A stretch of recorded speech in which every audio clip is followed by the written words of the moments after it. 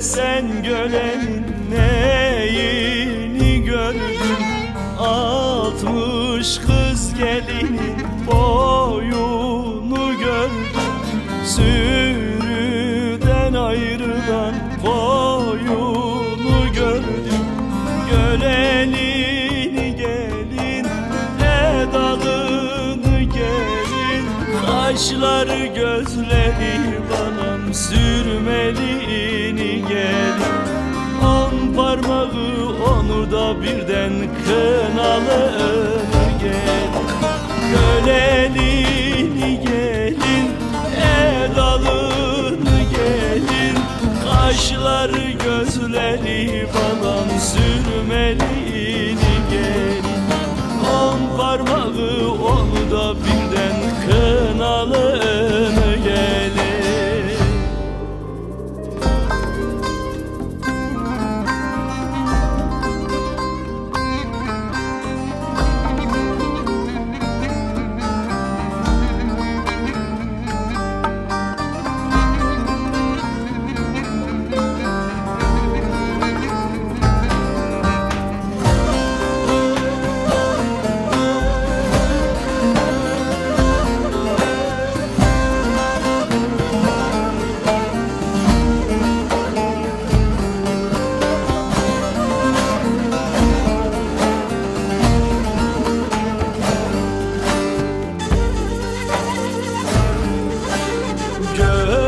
Gölenin dağları mor menekşedir, İçlerinde biten gül menekşedir.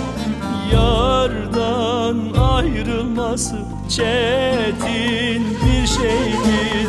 Gölenini gelin, edalını gelin, kaşları gözleri balam sürmeliğini gelin. 10 parmağı onu da birden kınalını gelin.